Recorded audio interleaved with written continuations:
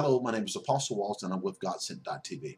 We had an amazing Bible study and I want to do a quick study of 1 Kings in chapter 10. Now, if you study Proverbs chapter 8, you'll see that Proverbs chapter 8 really does complement chapter 10 of 1 Kings, or 10 of Kings will complement chapter 8 of Proverbs. They really work together because it talks about the promotion of God. So when we look at this, and we have to remember that, again, when God had asked Solomon, what do you ask of thee? He asked for an understanding, and God said, not only have I given you this, but I basically given you this and this and this. And this is where this basically comes forth in the blessings, the glory of God. So when we begin to look at this, it says, now the Queen of Sheba heard of the fame of Solomon. And remember that the fame of Jesus went out, and it began to draw people to him. So what I'm saying is, when you read this, you're going to see that wealth is attracted to wisdom. I'll say that again. Wealth is attracted to wisdom. Not only wealth, but people in general are attracted to the word of wisdom. So this is why it's so powerful to have the gift of wisdom in you. So it said that, let's go to we'll start at verse 1. It says, now when the Queen of Sheba heard of the fame of Solomon concerning the name of the Lord, she came to test him with hard questions. So when we get down to verse 3, it says, so Solomon answered all her questions, and there was nothing so difficult for the king, nothing too difficult for the king to do that was explained to her. So the word of wisdom explained that which we don't understand, especially when we're troubled in our heart.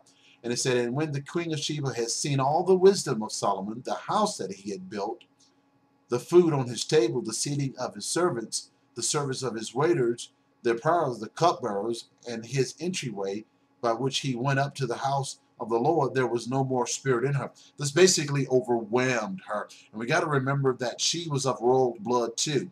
And she was a queen out of Africa.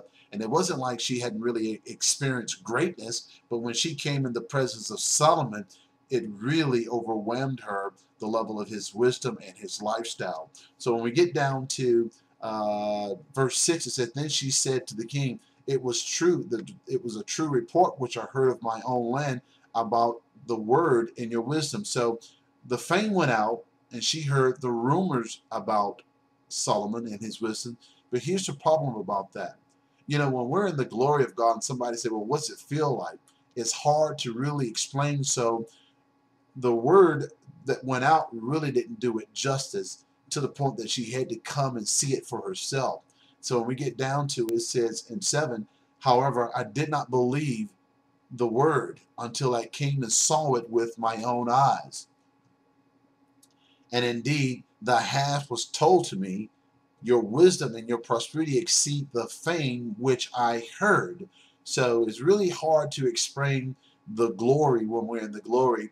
And even though people were hearing these powerful revelations and proverbs that was coming out here, they could not explain it and do it any justice at all.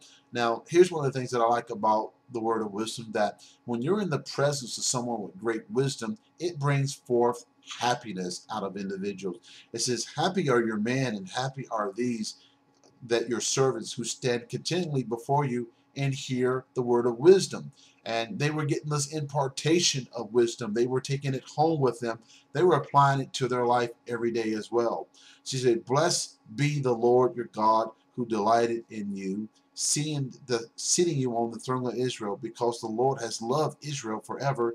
Therefore he has made you king to do justice and righteousness. Now, when you begin to read prior to the book of Kings, you'll see where God blessed Solomon, and he told him, he made a promise with Solomon, not only I've given you wisdom and understanding, but he basically blessed him from A to Z. And that's the rest of this chapter. So again, I ask you to read this. It's a powerful chapter to read, and again, it works so well with chapter 8 of Proverbs. So put the two together, and you can see that if you would really run after wisdom and get the impartation of wisdom, God has a place for you that he really wants to bless you. So again, my name is Apostle Walls. I'll leave a link at the bottom of the description, and join our group and join the School of Wisdom. And again, this is Apostle Walls at Godsent.tv. Have a very blessed day in Jesus' name. Bye-bye.